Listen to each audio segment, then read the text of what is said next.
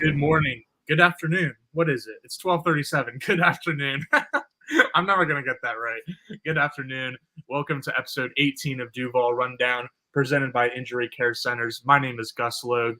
I'm joined today by Hacker, Mia O'Brien. We might have Tommy McManus coming on later, but we're going to break down Jacksonville's most recent loss, this time to the Chicago Bears at Tottenham Hotspur Stadium on Sunday, making the Jaguars 1-5 on the season. I've got a stat for you guys, or just more so a number, and it's just that there are 173 days until the 2025 NFL Draft. So who you guys like in the first round there? I don't know. I'll be optimistic about it, Gus. The good news is I don't think you're selecting a quarterback. If for only one day, you cannot peg this loss on Trevor Lawrence. And I know that is the storyline that so many in the national space want to run with, that he is the reason for this 1-5 start. Yes, he missed some throws against the Houston Texans. Yes, you could certainly go to an underthrow today to Brian Thomas Jr., the interception. But quite honestly, he's the least of the Jaguars' concerns right now. And so at least there's that question mark. I guess maybe if you get the number one overall pick for the third time in 5 years, at least, you're going to be able to auction it off for a king's ransom in theory. I mean, if we're throwing out numbers, let me throw one to you guys really quick. 201.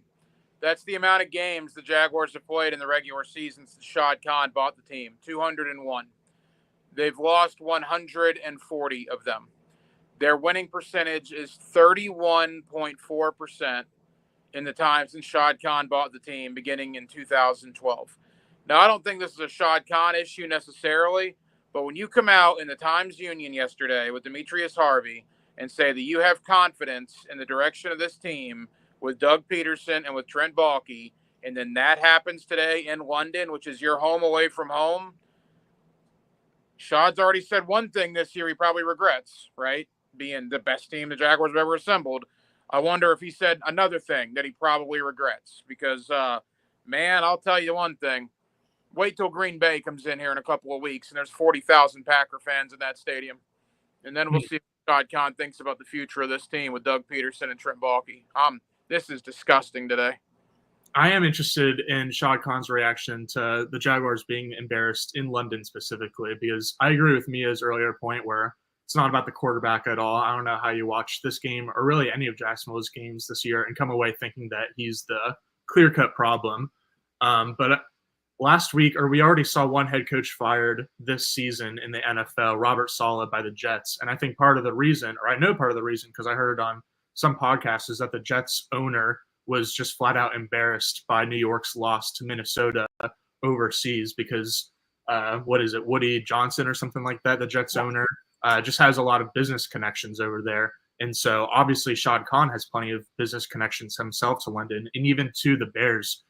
He was saying on Jaguars radio this morning that because he went to college up in Chicago, the first NFL or even just football game that he went to, American football, was a Bears game. And the way that he got introduced to the Weaver family here in Jacksonville was through the Bears football owner.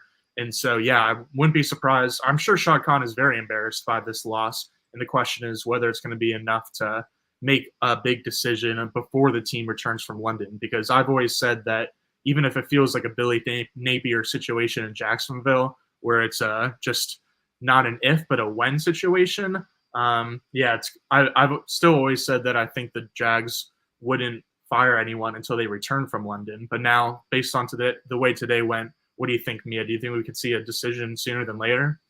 Yeah, I've been kind of prying a little bit. And look, I think that what Shad Khan has proven during his 12 years as an owner and even in the last few disappointing weeks, I think what he's proved is that he will not have a quick trigger unless you kick the kicker. He's very measured in when he decides to depart from anyone who's a part of his personnel. You could go back to, and Hacker, I know you'll echo this, you could go back to the end of 2019 when so many people believed the end was near for both Dave Caldwell and Doug Marrone. And Shad Khan chose to literally take 48 hours to evaluate the situation. Obviously, they had parted ways with Executive Vice President Tom Coughlin a few weeks earlier, and he was very measured in looking at the holistic approach of the team and what Dave and Doug's plans were. And so that's why, personally, I don't expect a quick trigger move in light of this loss. I do think the fact the team is going to be in London for another 7 days certainly complicates things even more so. To the point of the Jonathan Jones CBS report, it becomes a question of if you were to part ways with Doug Peterson, if you're to part ways with your defense coordinator, your offense coordinator, who steps in? What exactly is the depth situation when it comes to the coaching staff? I mean, there's a lot of different ways that we can look at this, boys. And, maybe that's a good thing that we got to go through, 12 more weeks of this, which, again, as someone reminded me on X this afternoon, the Jaguars once upon a time did start 2-6 and still found their way to the postseason. I don't think that's the case this go round solely because even if the locker room, and they did last week, they insisted that there's no division. This is a group that was unified even through that 0-4 start. This once again speaks to the overall development of players and how willing is Shad Khan willing to let this thing roll and spiral potentially without saying, you know what, I need to save these great players that I believe was assembled on the best team that we've seen in recent history at the very least. Shad Khan is loyal to a fault. Loyalty is a good thing. It's good to be loyal, but it can also be a flaw of yours. And the fact that he gave Dave Caldwell 8 years. Dave Caldwell is one of, if not the worst general managers in the history of the NFL. And I'm not overstating that. He was that bad. And he got 8 years here.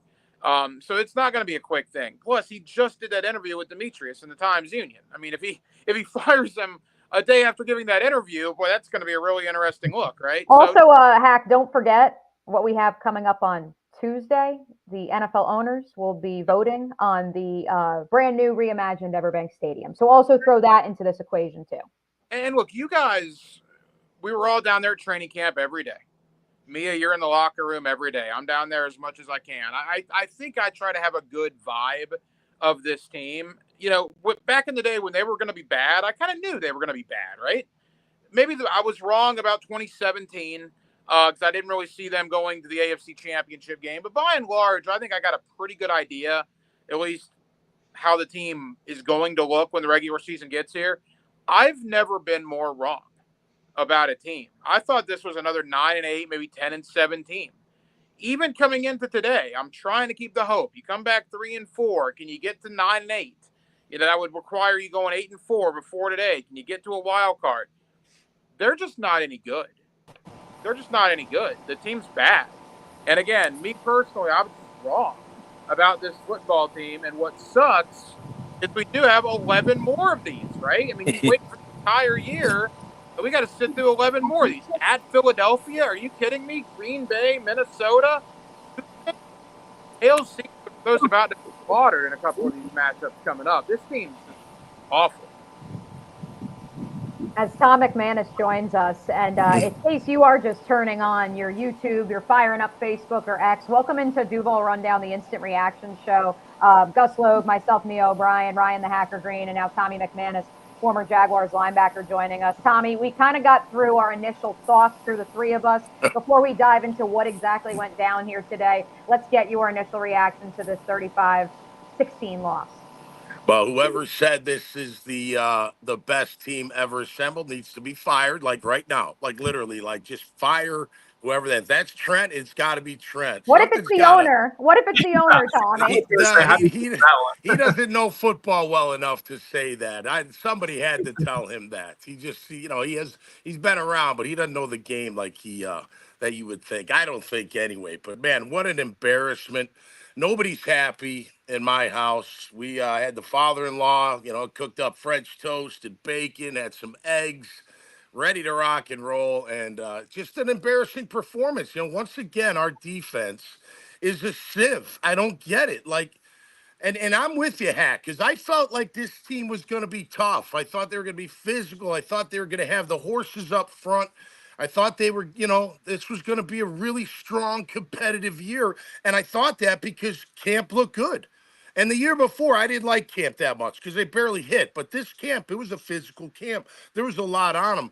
I tell you what, and I only know Doug a little bit. I don't know him that well, like you guys know him. And I don't wish ill will on anybody. But his it's not, the message ain't working. You know what I mean?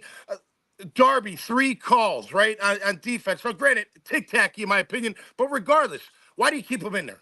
Like after the second one, get your ass out, put somebody, you know what I mean? Like, what's going on here? I'm seeing defensive linemen and linebackers being pushed 7 yards downfield. Did you see that? Did you see DeAndre Swift? You know, he came in with 3.2 yards a carry. And what did he have today? Like 10, 8, 7? I mean, they kicked our butts all over the place. We don't execute. We don't catch the ball. We don't block. Hey, what's the PFF grade this week on Ezra? Is it going to be the highest, the greatest? No, it's probably going to be the lowest, whatever that means. But it's just an aggravating time, as you can tell. I mean, look, us former players want nothing more than this team to succeed. Now, granted, there's a small few that'll probably be like, yeah, we're still the best era in the franchise history. We'll keep it going. I'm not one of them. I really want to see this team succeed and hoist that trophy one day, and that's so far away from right now. I thought they had the talent. I'm questioning a lot of the talent. I am. I'm questioning, well, maybe not a lot, but I'm questioning a good bit of that talent. I didn't feel like the play calling offensively. The play calling seemed fine. I'd like to see, Brian Thomas Jr. more. I'd like to see guys hold on to touchdown throws. I don't know. Trevor, he missed a few. He misses a few. It's fine. He played well enough for this team to win, at least on that side of the ball. But nobody's helping him out. The defense doesn't help him out. I mean, what do you do? Do you fire them all? Who's going to coach these guys? Who is it? Is there someone on the interim, that can be an interim head coach that the players will rally around? I don't know that answer, but something's got to happen. And by the way, I don't know if you guys caught it, but Doug's interview at halftime, Yes. he just seemed like, He had a I don't know, smile. like lost, like he doesn't know where to go. Like he doesn't know what to, I don't know. It just seemed really, really strange. His body language during that interview. Sorry, it went on so long, but that's how I'm feeling. No, we love to hear how you're feeling, Tommy, of course, especially as a former player with experience, not just on the NFL field, but on the field at Everbank Stadium. And so, yeah, the Jaguars, even though they were in London for this one, they're quote unquote home away from home. It was just not a close game at all. And I think that Tommy's point about the players maybe not being as talented as we thought is a fair one. But I'll also add that they certainly aren't being set up in good spots to succeed. I mean, especially more so on the defensive side. We saw multiple draw touchdowns from the offense today. But for the offense, like the offensive line, I think is clearly still an issue. They just don't trust them at all early in games. And then you saw late in games when the Jaguars had to have kind of like deeper drop back passes. There was just no time in the pocket, and both Trevor Lawrence and Mac Jones got sacked by the Bears. And then for the defense, like I still believe Ronald Darby is a good football player. Yep. And in like the past couple of weeks, but especially today, he's just been kind of toasted. And I think that's more about just him and the rest of the defense and most of the team not being put in good positions to succeed. Like it was just maddening seeing Ryan Nielsen continue to trot out a man-heavy game plan when Tyson Campbell and Foye Oluokun are still on injured reserve. And then obviously we saw Caleb Williams have a successful day through the air with 4 touchdown passes, but he also shredded them with his legs. Like that's kind of football 101 is when you play against man coverage, because all of the cornerbacks and defensive backs are just marked on their man. Their eyes are not on the quarterback. So the quarterback gets more rushing lanes. And so I feel like it was pretty easy to see this loss coming for the Jaguars, honestly, just because they have not shown, except for against a very undermanned Colts team last week, the ability to go out and put together a winning game plan. So I think now that we've gone through all of our initial thoughts from the 4 of us, let's kind of direct this a little bit. So we led off by saying, Gus led off the show by saying, with the number 1 overall pick in the 2025 NFL draft, the Jaguars select. And we said, Tommy, the good news is that it doesn't appear, and not just because of the $275 million deal, it doesn't appear that you would be selecting a quarterback at the top of the NFL draft if you were put into that position, because Trevor Lawrence was far from the biggest problem today. So let's start with that offensive side of the ball. Let's start with those drops. I know Nate Tice just tweeted out the exact stat over the last 2 years. Gus, I know you just retweeted it. And of course, for all of you who are interacting, we have over 1,200 of you on Facebook alone watching. We love you guys. We're here for you guys. Please keep those comments coming, and we'll share some of them throughout the duration of today's program. But to Nate Tice's point, of course, Nate Tice of Yahoo Sports, Gus, what exactly are those numbers when it comes to drop passes by Jaguars receivers? Right. Since the 2022 season, which is Doug's first as Jaguars head coach, the Jaguars lead the NFL in drops with 74, and EPA lost to drops with 81.4 negative expected points added. And so usually you hear about EPA per play, just on a per play basis, but expected points added, negative 81.4, that essentially means the Jaguars have lost 81 points on the board because of just dropped passes in the Doug Peterson era. And the league average since 2022 is 54 drops and negative 52.5 EPA. So by a mile, the Jaguars are clearing people out in terms of the effect negatively of their dropped passes. So the reason I wanted to start there, and Tommy, let me go to you before I go to Hack. The reason I want to start there, as much as I see so many of you in the comments right now on YouTube, Facebook, and X, all want to talk about the defense. We're going to get there. That's why we have Tommy Mack here to break down defense for us. But Tommy, this idea and this quote from Doug Peterson of players need to play, coaches need to coach. When you see those drop numbers, heck, when you see the penalties incurred on both sides of the ball, is that players or is that coaches? Because I think that will also lead us to our bigger question and bigger conversation about what needs to change. Listen, I know this is a big topic, right? And I'm just my opinion. Look, after a while, when you're an NFL veteran, I'm not going to say you don't need your position coach, but you don't really need your position coach. You should know how to be a pro. You should know the extra work that it takes. You should know that you got to study, that you got to watch film, that you got to do extra conditioning. You may have to do extra gym time.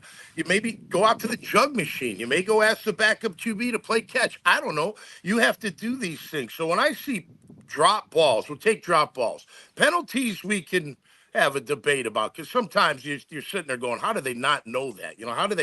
Why do they keep false starting or whatever it is? But look, I'm the players got to make the catches. I mean, look, if they make them today, now we're in a shootout. And now we're not happy with our defense, but at least we're happy with our offense and we're happy with our quarterback. And no, it wasn't Trevor today. Now listen, he missed a couple. He underthrew Brian Thomas Jr. I know he's rushed. He missed another one on the right side. The guy made kind of a good play, but nonetheless, it wasn't him today. He was right, where he needed to be for the most part. I will say, he's going to be interesting to watch. He's got some. He sees the field really well, he does. But enough about that. But listen, man, I think the players really got to take a hard look in the mirror. I'll tell you this: nobody should be going to a London pub today if I'm a player on that Jaguar team. I'm telling you right now, send your ass home, go sit in the hot tub, the cold tub, or whatever you got to do. Order a sandwich for room service, and I don't know, maybe watch your pathetic performance from earlier today. That's what you should probably do. So I'm more on the players. Look, play calling, I thought was okay today, but you could have an argument about that. 12 men on the field. Come on. I mean, both sides. I mean, how do you not know as a player? How do you not know as a coach? Somebody's always counting. Typically, you're counting who's out there. So that's, those kind of things. Going forward on fourth down, not going for those, that's coach, and I agree with that. But, man, for the majority of the time, I mean, think about it. Catch the ball today. And by the way, 81 or whatever it was, think of how many touchdown drops. I mean, Gabe had two touchdowns, but man, he missed that one. Like, you can't have those, man. You got it that because it's momentum.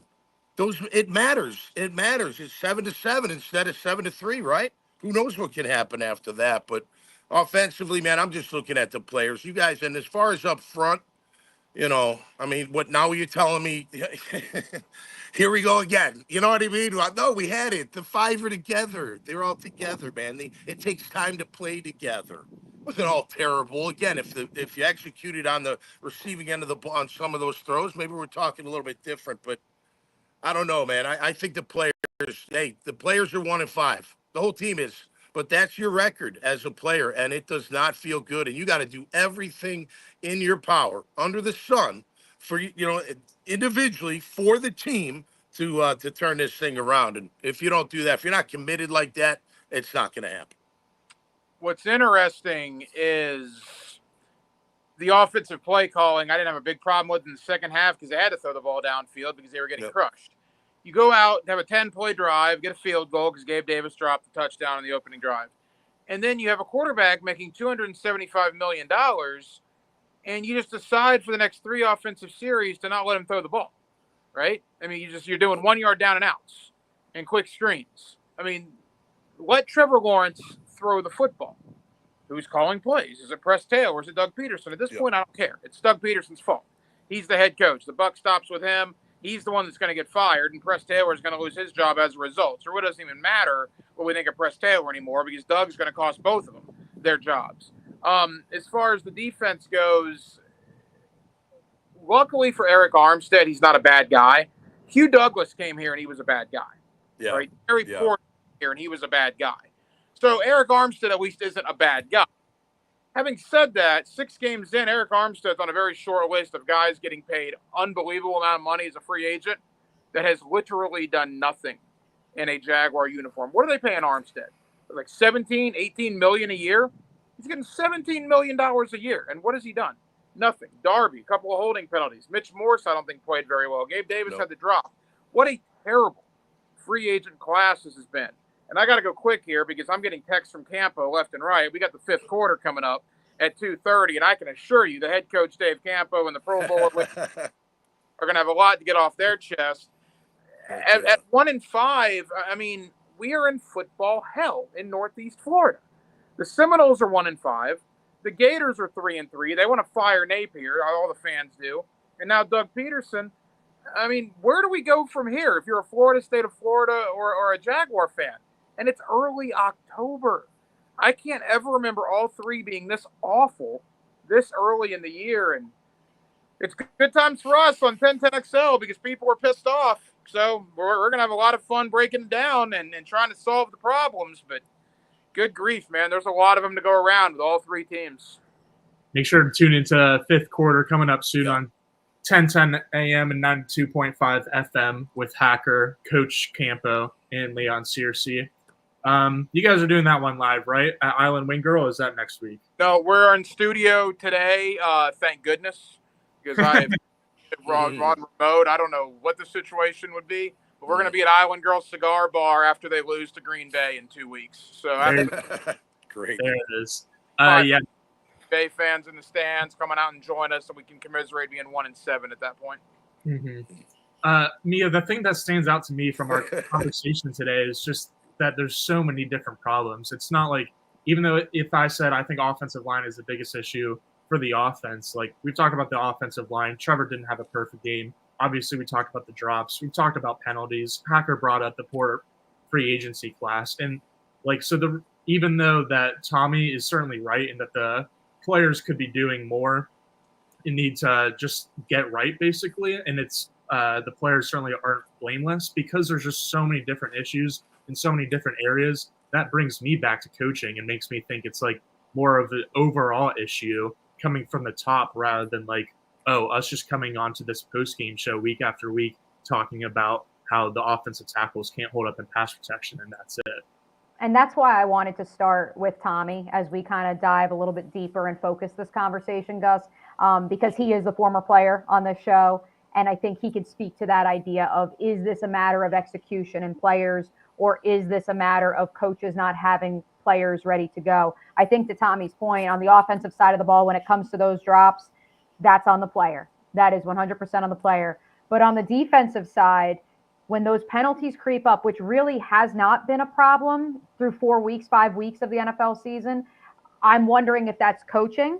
Of course, a lot of that you could also attribute to the constant rotation shifts, which aren't quite as much because of injuries, because of the lack of depth on defense, Tommy. But again, I asked Ryan Nielsen point blank earlier this week about, the secondary and the safeties and their struggles. And he just kind of said, we've got to put them in a better position to succeed. And while I don't think, unlike last week in a win where you could pinpoint Antonio Johnson and Andre Sisco and their struggles as a reason that the Jaguars made it such a close game late against the Colts, this week I don't think you're going to blame it on those two either, because it was the entire operation where it just felt like they were undisciplined and once again were not being put in the right place to succeed, especially to Gus's point of he doesn't think Ronald Darby's a bad player or washed. It's just a matter of where he's being put into place.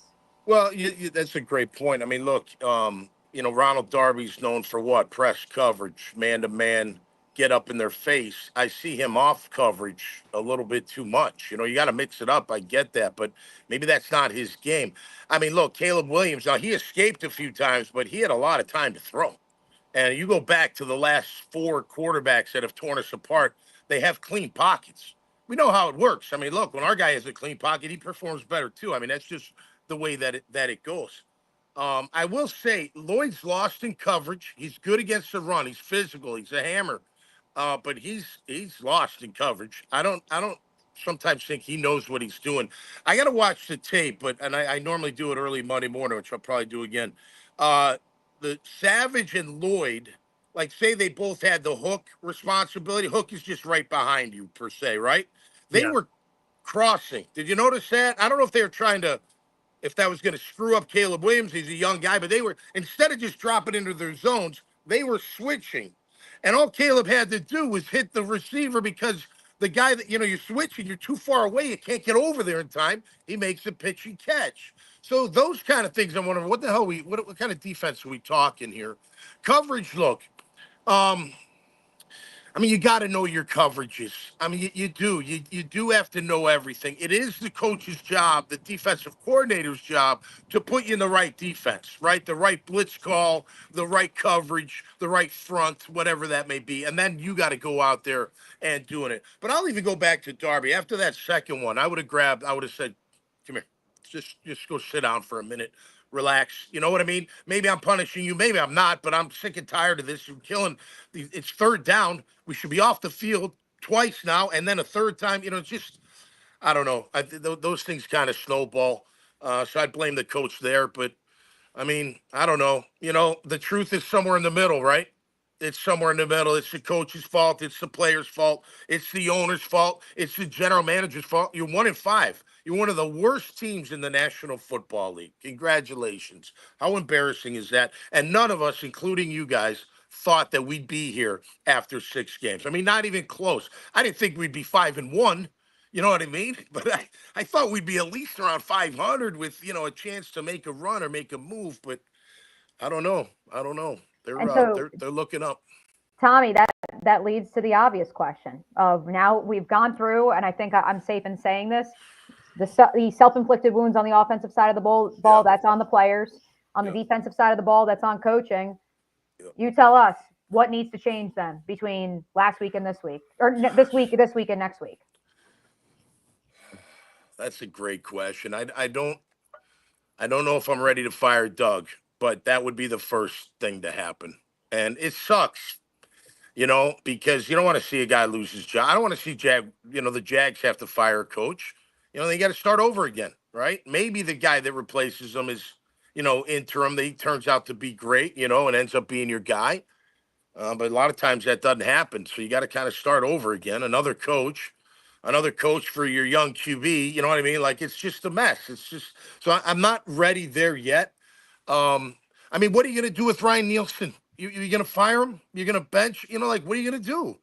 I don't know. Call better defenses. Put the right guys out there.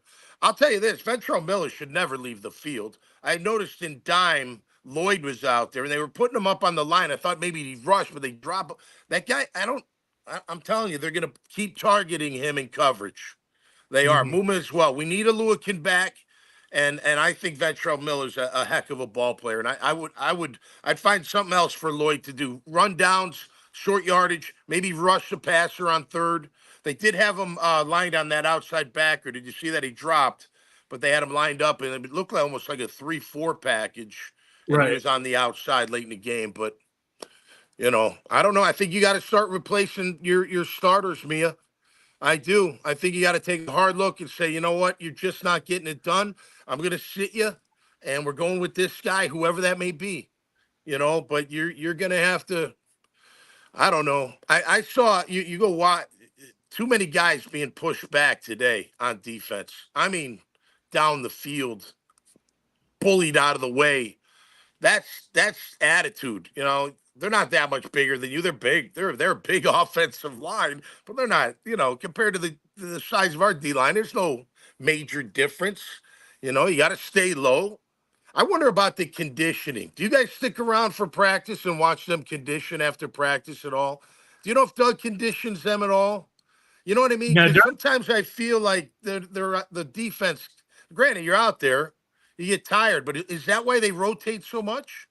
You know what I mean? I I don't know know. that Houston rotated a lot last year when he was in Atlanta, so it was not a complete shock to see that happen in Yeah. Jacksonville. Okay. You can't really answer your question about the conditioning just because in the regular season we're only out there for about 10 minutes to get Yeah. a roll call of injured guys, so don't really see a lot of practicing. I feel like Yeah. it might almost be hard for the Jaguars to condition a lot just based on the heat. They don't want their guys to be out there for too long, but that's just kind of giving them an excuse. But what you're saying Yeah, about you're saying it to a guy that had to do 3 a days in the heat. Yeah, I feel real bad for him. Global warming has Poor happened babies. since you played, Tom. Global warming. It's hotter now, right? Yeah, that's right. That's right. I do Way think hotter today.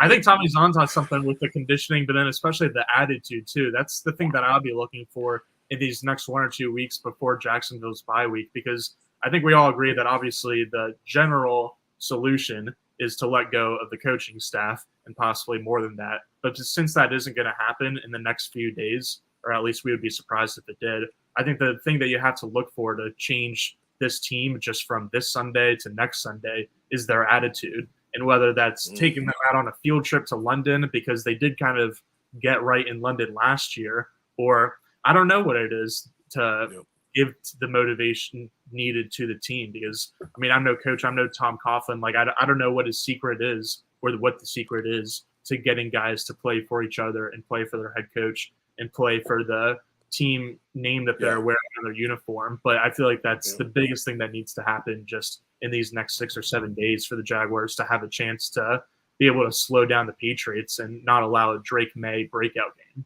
But that's the other part of it, though, Tommy. Like, can you just manufacture an attitude in a week's time? It's got to come from within the players. No coach is going to be able to do that. The players, the leaders, they got to step up. You know, they got to look in the mirror. They got to deliver that message. You know, you got to hold your. You know, I used to have an old linebacker coach. He would say, "Don't brother-in-law each other," and he meant by like, don't brush. You know, don't be like, "Oh, it's okay, don't worry about it." Be like, "No, don't brother-in-law each other. You mess up. You tell your teammate, hey man, you're supposed to be there. Hey, this is your job. You do that. Don't brother-in-law."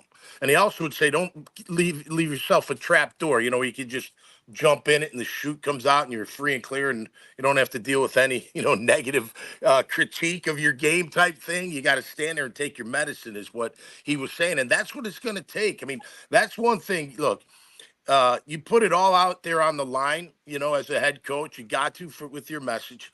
You got to have it trickle it down. You got to have your leaders, trickle it down to everybody on that team. And look, it's time to look in the mirror and what's important to you. Eric Armstead doesn't do much for me on the field.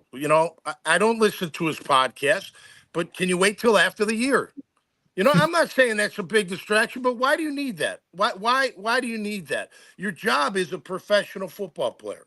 Do your side gigs after the season's over. The ultra. Oh wait. No, I can't lift that extra squat. I got my podcast to get to. Sorry. No, I'm not saying that, but you know what I mean? Like, listen, he was doing the podcast last year, and the Niners went to the Super Bowl. So I mean, therefore, it brings into question. He was doing it last year, and granted, I don't think he was the third option on that Niners team. I mean, maybe, possibly. I don't think overall on the defense, but, it does bring into question, again, the idea of press clippings. And I don't think that to the extent of last year, at least according to Doug Peterson, is the issue. I think to Gus's point, and that's why I asked you the question, Tom, of can this be manufactured in a week's time? I think this ultimately stems from, once again, the conversation we've been having dating back to the beginning of last year, coming off of a playoff appearance, which is, what is the identity of this Jaguars team? What are they known for? What do they do well? And so I'll bring up from Michael Lombardi, of course, the former executive with New England Patriots. He tweeted midway through the game, Jacksonville, you're either coaching it or you're allowing it to happen. And ultimately, I saw that.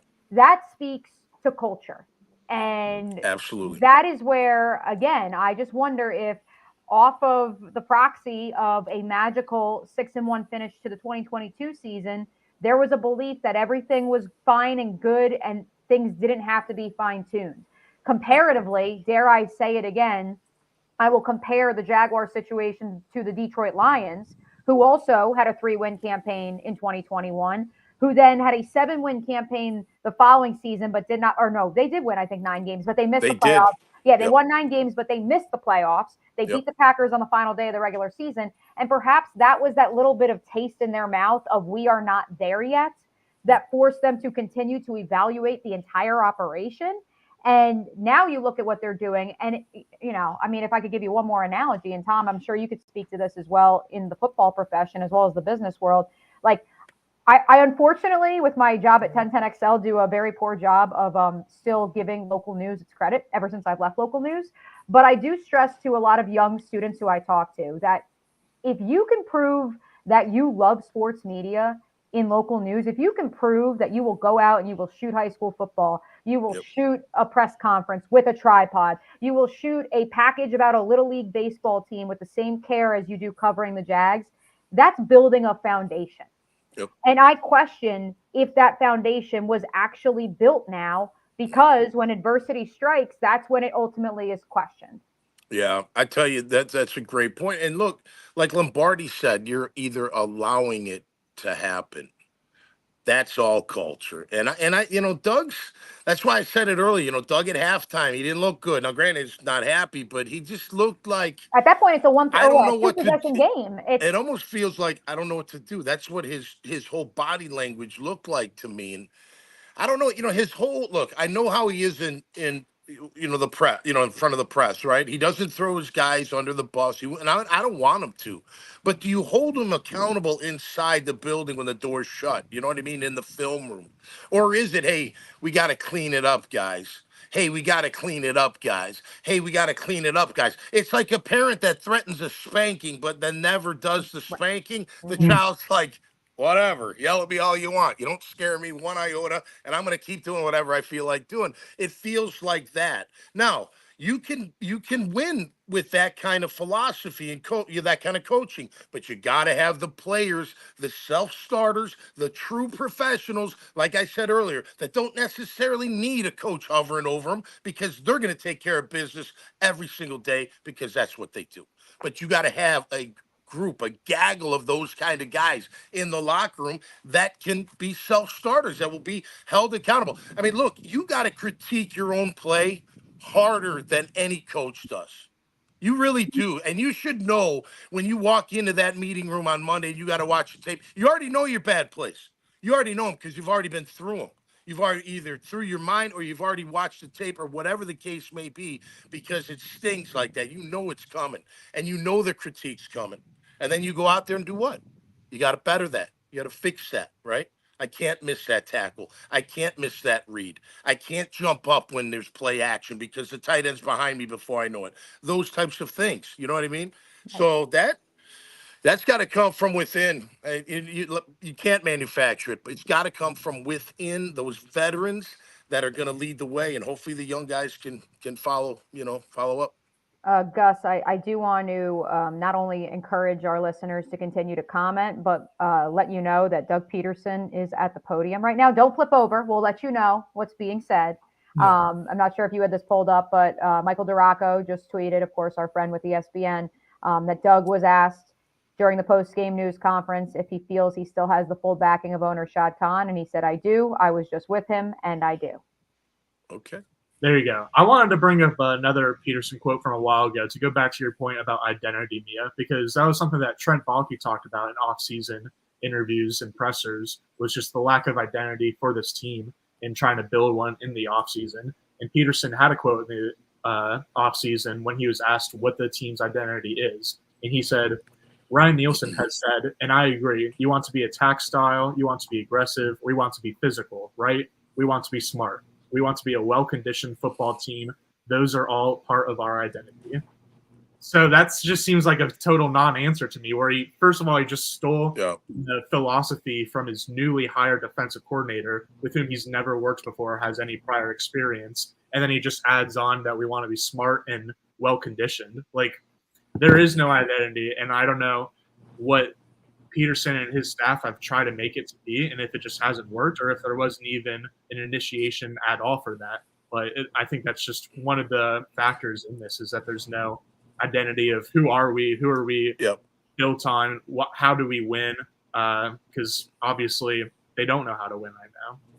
Yeah, and that's the thing, because I think they tried to change it, because I always felt prior to going into this season, the identity was if you smacked them in the mouth, that if the other team smacked our Jaguars in the mouth, you got a chance to win, because they weren't that physical. They weren't.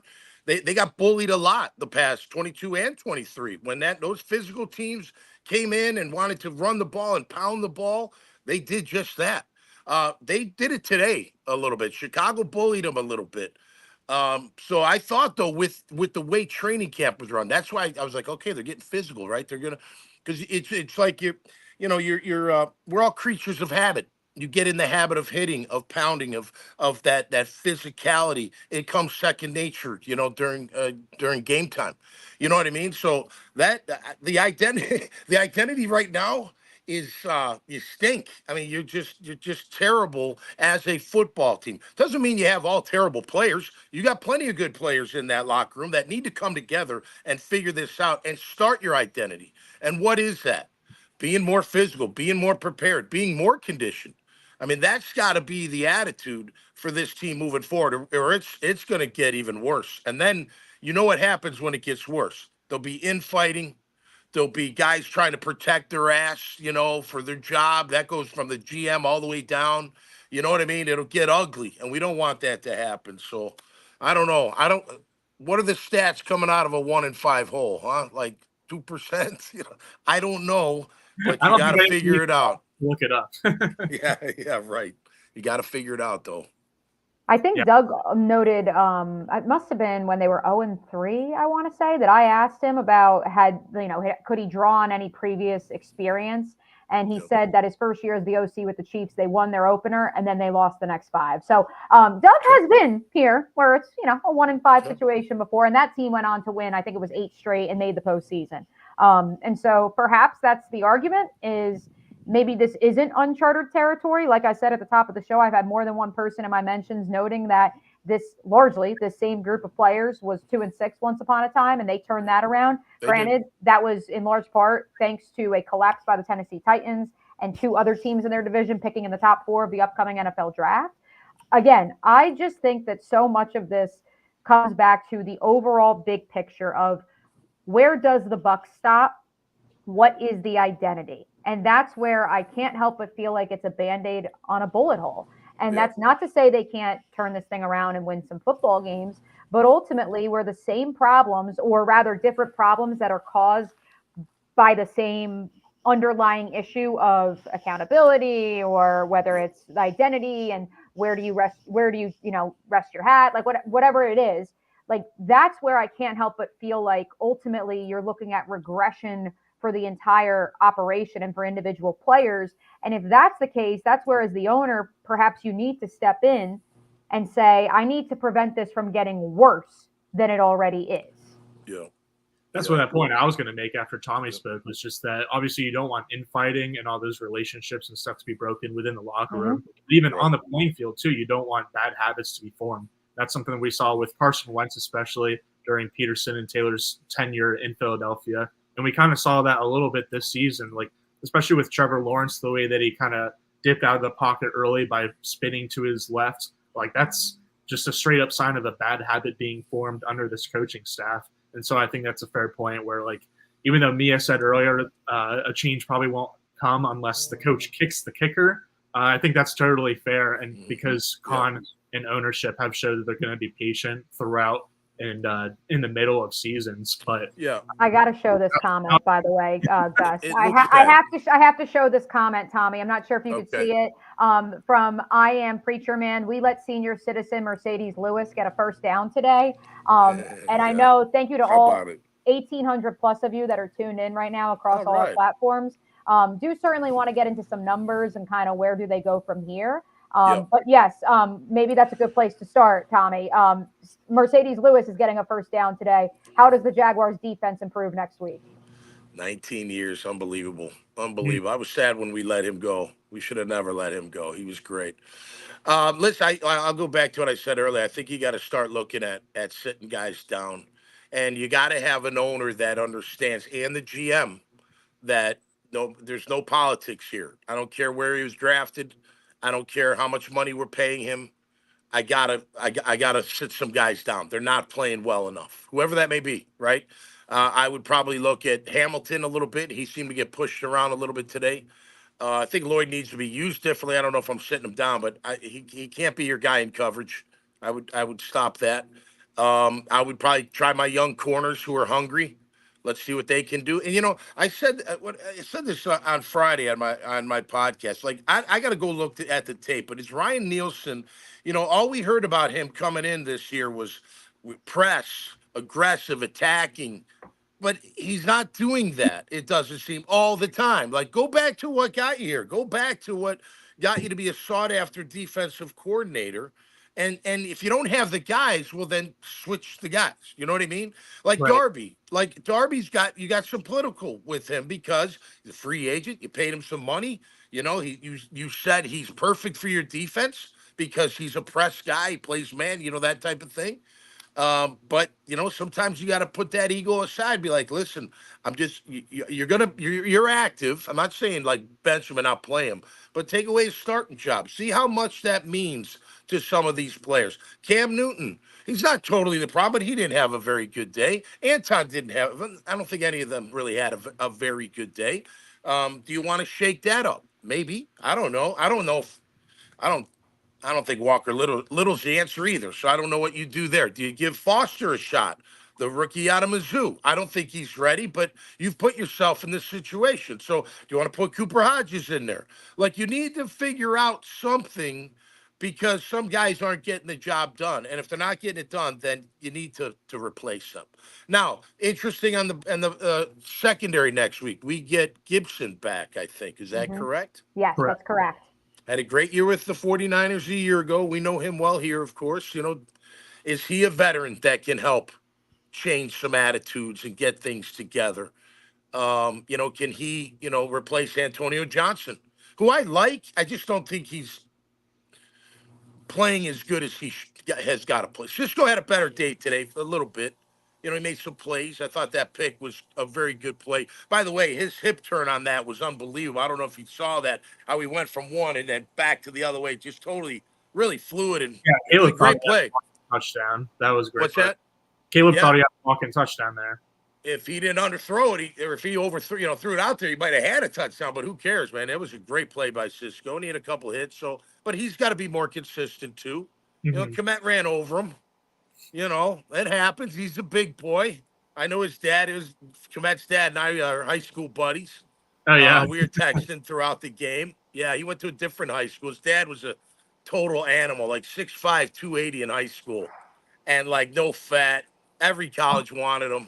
He could run like a 4.7. He was unbelievable. He went in the fourth round. He broke his leg in camp and never played again. But the Komet family, and supposedly they got some younger kids that are even more athletic than Cole. So we'll see. But anyway, look, you gotta shake it up. You have to. I don't know. I don't want to say fear, but you should be worried about your starting job. I know from a guy that was I started. I was a backup. I played special teams. I did a little bit of everything. Started about half the games I played in. Played about 50 games, something like that, and started about half. Nothing like being a starter. And then there's, being a backup is fine too because you're still playing. Short yardage, goal line, kickoff, and punt, and that kind of thing. But you're not the starting middle linebacker. That really means something to a player. And if you take that away because that player is not performing well enough, that's a dagger. That's a dent that stings them. And then you try to see how much of a fighter they are that they come back even stronger. But I think you have to put that on this whole let's just clean it up nonsense. It's not getting cleaned up. The spill is all over the tape and nobody's cleaning it up. It's just not happening. So forget that. Put some now. He's not going to put his own butt on the line because I know fans are like, oh, fire him. I get it, but just remember this: if the owner fires Doug Peterson after 6 weeks, it looks bad on the owner. That's the guy who takes the shot when he goes to the NFL owners meetings, and they're like, Nice job with Peterson. Didn't you see what he did with Philly at the end? You know what I mean? Though that's what they do. Like the stadium deal. Thank goodness we got a stadium deal. Because guess what? Every owner meeting, they'd be like, "Shot, where's the stadium deal? Buffalo's getting one. Tennessee, where's yours? Come on, man. This is what these guys they do. They put Tuesday, pressure baby. on each other. Tuesday, that's when the vote is. Yeah, exactly. So just to surmise, Tommy, I'm taking notes here because I do think, obviously, as a former player, everything you're saying is important for our audience to hear. So your suggestions would be certainly when it comes to the secondary, playing younger players, sitting down Ronald Darby, looking into Deshaun Gibson potentially to replace Antonio Johnson, Devin Lloyd, more of a different role as opposed to the role he's playing now. He struggles in coverage. Yeah. He struggles in coverage. And by the way, I see a couple guys jogging out there. We called them loafs back in the day, and Lloyd was one of them. That's like go run hundreds type of punishment. Although you can't make them do it because they'd cry to the union and they'll write a letter. Don't go to Jacksonville and play there. They're too hard on their players. Kind of crap. I think I'm safe in saying you would like to keep Ventrell Miller on the field. Never let him get off the field. Never let him off the field. No. And then Devon Hamilton, you have questions about as well. And then on the other side of the trenches, perhaps inserting Cooper Hodges into the lineup. Yeah, maybe. I mean, look, I don't think Sheriff was bad today. I'd have to go back and look at the tape. I saw Ezra. Bye, sweetie. I saw Ezra. How about that? Going to the beach on a Sunday afternoon in the middle of October. My kids, they got it made in the shade, don't they? Unbelievable. But, Ezra Morse, I'm not replacing Morse. I don't know if I'm going to replace any of the offensive line just yet. Because 2 weeks, today wasn't good, but 2 weeks in a row, they were pretty good. I don't know what went down. Look, Chicago's got a pretty good defensive front. They got a pretty good defensive line, especially that guy Dexter in the middle. He's a pretty forcible guy. I think his name's Dexter Jr., I think. On. But, it's just got to be better. I don't know. The offense, I can't really complain too much about, I don't think. Other than catch the ball. You got to catch the ball. So what would I do? I mean, you're hitting the jug machine, a lot. Yeah. You got to soften up those hands, man. You got to, make it fun. Do one-handed catches. I don't care. Just catch the ball. So you got to work on that. You don't just show up on Sunday on practice day. I'm going to catch everything. No, you make sure you go catch everything, But offensively, look, man, I don't know. I don't think they were the cause today. Obviously the drops were the cause, but this defense, man, you got to do something.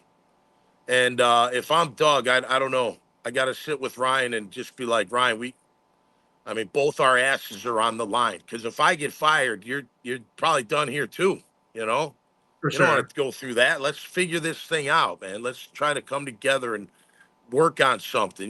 Maybe you got to take more chances. I've always been a believer. If you can't get there with 4, meaning to the quarterback with just 4 down linemen, you got to bring extra.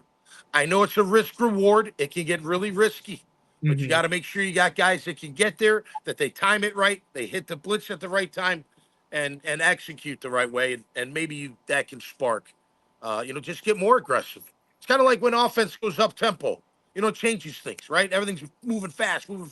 Well, let's really confuse some people and get after him. I really thought early we were getting after Caleb. I thought, he was on that verge of maybe having a tough time out there, and then it stopped, and he started making plays and getting confident, and then Swift's running all over the place, which I'm going to watch the tape, see he was getting knocked on their back end because they were pushed back a lot in the run game today. So that's got to be better.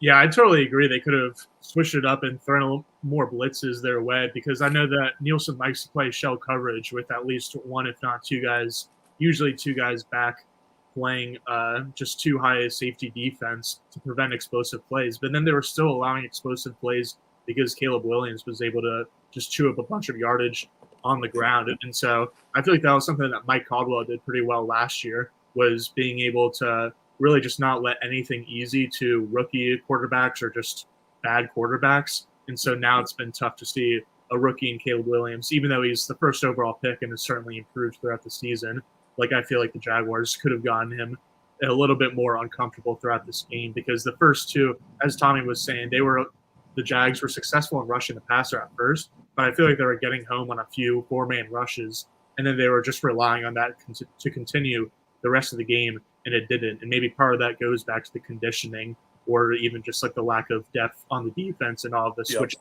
in and out. And then I also think that Walker Little in place of Cam Robinson would be another just potential substitution to look at, mostly because I think you make a good point, Tommy, of that it's not just about like kind of punishing the player for doing a good job, but also trying to give them more motivation to come back and do better if they're getting replaced. And I feel like that Cam Robinson would be a good guy like that, especially going back to talking about how the veteran team leaders need to step up. And so if Robinson is all of a sudden benched or is in like a time split with Walker Little, then maybe that'll get him kind of back into a better groove and kind of light the hair underneath his feet, or light a fire underneath his feet, because I feel like Jags fans fell in love with him a little bit last year for just how physical and how much of a leader he was. We haven't seen that as much this year. And so that certainly for Cam Robinson, but all the defensive leaders, it'll be interesting to see if Deshaun Gibson can kind of turn into a defensive leader and the juice that they need on defense, because I certainly think that he's a veteran that the defense needs right now. I will say on the rotating of players on defense, believe it or not, you want to get into a rhythm as a defensive player too. You know, being taken out, do 2 plays out, you know, come back in for 1, go back out for 3, come back in, you know what I mean? And how they're rotating. Yeah. It's hard to get in a rhythm, and it's hard to get, especially like, you know, like, and I'm not just talking linebackers, like your defensive end going against this tackle. I got a game plan against this guy. Let me get 8 plays on him. You know what I mean? Let me get 12 whatever it may be. You know, don't switch me out or tackle or whatever, because I'm working on this guy. I'm trying to feel him out. Right. You know, it does take a little time to get into that rhythm. You know, I know as a linebacker, you know, how fast the line comes out. Are there ways to maneuver around them? You know, like you got to figure that stuff out early. And then hopefully, because you've got that rhythm and you've been, you know, paying attention and seeing those things happen, it makes you play even better. So I don't, because during training camp, you know, you fight for a spot on the team. You'd always have to go in and out, and it was hard to get into a rhythm. So there may be something there. And then I go back to the conditioning. Well, are they conditioned enough to be out there for that long? I mean, is all these defensive plays like specific for these defensive linemen? You know what I mean? I'm not talking pass down, run down. I'm talking, you know, yeah, of course on passing downs, you bring in your rushers. I get that. I'm not saying that. But, you know, I don't think at the point I'm being a little sarcastic here. There aren't. There's no, you know, hey, Roy Robinson, we need you at this position for this particular front. They don't really do that, you know, unless it's, again, pitched like a pass rush package. Yeah, different story. But just everyday downs, I don't know. So maybe something there, but I don't know. I mean, you Eric Armstead, I mean, how do you get him going? You know? How do you get him going? I know this. I'd be like, listen, if you don't make plays at defensive tackle, you're not getting any reps at defensive end. Period. You don't play well. You don't make anything happen. You're not doing your job. Guess what? I'm not playing you at end. And I don't care whether you like it or not. I do not care. This is your job. Go out there and help the team in the best position possible. And then you can have some play out there when Josh needs a break or Trayvon needs a break. You know what I mean? Those kind of things. I saw Jordan Jefferson out there today. That was interesting because I wanted to see him. I got to look at the tape and see how he played. Mason Smith, you know, he's still raw. I still like him because he can play. He can, but he does get a little high in his stance. So does Hamilton. And listen, a lot of times when you get high in your stance, you're tired. Because it's the first thing you want to do. You want to come up. And the minute you come up, they send you on roller skates out the club and out onto the street. You know what I mean? So I don't know. Is there something there? Maybe it's a combination of all of that, right? You got to shake it up. You got to condition more, you know. I don't know. They got to do something. I mean, here we go again. You're giving up all these points. I mean, they were averaging 28 and a half going into this game. The Jags defense, they're going to be over 30. That is disgusting. Like, and then you do question, well, why did we fire Caldwell? Why? Why did Mike Caldwell and his staff get fired? What was Ryan Nielsen bringing to the table that Mike Caldwell wasn't bringing to the table? I know. And I know. I'm sorry, Mia. No, you're good. I was just going to say. No, you go ahead. Go ahead. I was going to say, from what I was told, they were looking for more of the full bowls, and yeah, right. I don't think they're getting any bowls of any kind. Right. That's what I'm saying. Like, where's the attack? Look, press coverage when you have the guys that can do it is phenomenal, because you can disrupt the timing of the route and the throw. If I let you free off the line, you're just counting in your head when you got to turn to make the cut. If I hit you at the line, you got to recount, and it speeds up quick, right? So if I stop you for a split second, you now got to think, oh, wait, I got to cut my route shorter. Instead of 8 seconds, now it's 7. You know what I mean? And you want that. And then you get the rush, and then it all comes together. The rush inside and outside, they come together. You know, it's just go back to what you know. I think that's what he does, right? He presses and is aggressive. Well, let's do that. Let's take some shots. Hey, man, they may beat us. They got great players, too. Look at the weapons Caleb Williams has to throw to. Man, that's pretty sweet. Those guys are nice. Must be nice. Yeah. I mean, I like our guys. You know, by the way, Ingram, welcome back. Right. Phenomenal day, you know, other than the fumble. Here's another one. Okay, here's something. The Bears, what did you hear about the Bears during the broadcast? They practice knocking the ball out constantly. It's like in their identity. They're knocking the ball out. They're going and you see it. It's amazing how many times. I think they knocked out like 4 balls today. They'd recover them all, but they're knocking, you know, that's an attitude. That's not only am I going to make this tackle, not only am I going to stop it, but I'm going for that ball too. I know, that's instilled in them. Becomes second nature. There's over 1,900 of you guys right now watching live across all our platforms. We appreciate you guys, all of your comments. But in an effort to kind of start putting a bow on today's show, because I know so many of you want to get on with your Sunday, as Tommy said, you know, his daughters are out here at the beach. Yeah. I do want to put a bow on this conversation of culture and accountability with this quote from Doug Peterson moments ago, about 20 minutes ago, to Bucky Brooks, the sideline reporter for the Jaguars radio outfit postgame, which is, quote, "We've got to change. I say we, it's all of us, coaches, players, everybody. We have got to change right now that culture. Otherwise, it just gets out of control. We're on a slippery slope. We're right on the cusp of that slope. And at some point, we just have to say enough is enough. And you've got to have enough pride and figure out a way." Yep. Well, look, I mean, he's not wrong. And that goes for him, too. And he's saying it. He's got to hold his coaches accountable. He's got to hold the play callers accountable. They got to hold all the players accountable. And the players got to hold themselves accountable. It really is just, you know, I mean, it's just looking in the mirror. Bring back tough love, man. It's not about the tough. It's about the love. It's just love with accountability. That's all it is. Bring that back. Start with yourself, man. You want to change in your life? You want to change on your team? Look in the mirror and make sure you're doing everything you can do. That comes down to coaches too now. You know, you got to really self-analyze yourself. Am I doing everything? Everything, right? If I'm single, am I going out? I went out. I probably shouldn't have gone out as much as I did, but I did. I always worked hard, came to work early, never bothered me at all, whatever. But I could have cut that in half, maybe. Instead of 4 nights a week, 2 nights a week would have been better. But my point is, are you doing everything to make sure that you're at your best on Sunday? That's taking care of your body, taking care of your mind. That's doing all the extra work.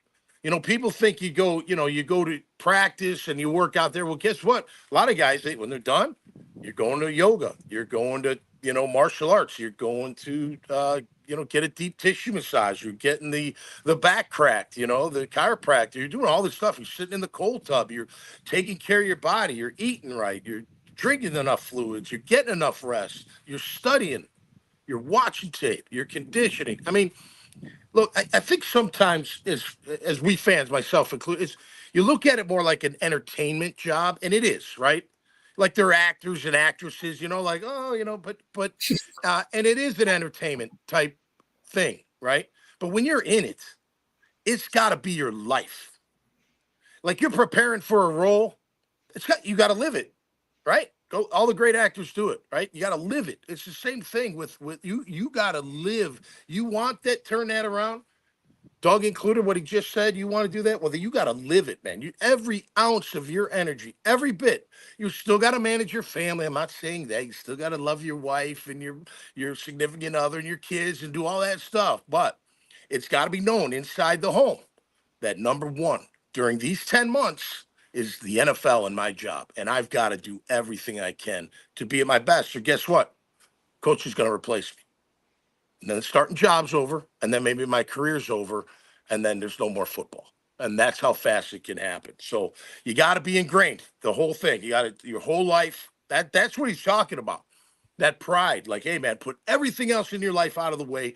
Focus on this team. Focus on this game, and let's try to turn this thing around. Can they do it is the question. Can they do This it? team definitely needs some football-obsessed players and guys that just hate losing a lot more than they love winning. And I think you said it well, Tommy, that a spark for that could possibly be tough love needed in that locker room with the emphasis on love, because it's coming for a place where each guy is caring about each other and just wants the best for each other and wants to win. Yep. But we're going to need to see something different in these next 7 days before the Jaguars take on the New England Patriots and likely rookie quarterback Drake May at Wembley Stadium next week. So, any closing thoughts from either of you guys before we get out of here? People were in the comments talking about Bill Belichick's girlfriend like 10 minutes ago. So, yeah, so it's probably time that everybody else wants to. Everybody wants to move on with their day, and everybody wants to get to the other games going on right now, which we totally get. One quote that did just come out of the Jaguars locker room from Andre Sisco. I haven't listened to the full thing, but something about a lot of quit in the locker room right now. So a lot of quit. He saw a lot of quit on the field. It looked like so. Okay. So I don't have that full sound bite in front of me just yet. But hey, that's something that we'll be reacting to, I'm sure, throughout the week on 1010XL. That's what loafing is, right? Quitting on a play. So maybe that's what he's talking. I just want to say this to all the fans, and thank you so much for being on the post game with Mia here and Gus. Our jobs are way more fun when the team wins. Now, when they lose, we get a lot of content. We do, because it's just, there's a lot to talk about. You can break everything down and you can critique it. When they win, it's so much better. And it's easier, to be honest with you. It's so much better to talk about our Jaguars than they win. And that's what makes Jacksonville special. And that's why a lot of us former players stay here, because of it's like Green Bay without the championships yet. We live and die by our Jaguars. You know what I mean? The heartbeat for a lot of us is the Jags. And when they win, everybody's excited and happy and in a good mood. And when they lose, people are just like frustrated and a little ticked off and a little bit on edge, right? We like when they win. Winning is fun. Let's make winning fun. You know what I'm saying? Like, let's get that done. So hopefully they can get it done, and it's going to start in that locker room and with that staff. And I wish everybody a beautiful and wonderful Sunday, regardless of our Jags stinking it up across the pond. That's Tommy McManus. For Mia O'Brien, I'm Gus Logue. You can catch Duval Rundown next on Tuesday when I am joined by TBD at 9:04 a.m. Eastern. We'll see it. Most likely either Rick Ballou, who people have been clamoring for in the comments, or maybe Leon Searcy to break down the trenches with me. But yeah, until Tuesday, thank you to everyone for joining. We'll see you next time. Thanks, guys.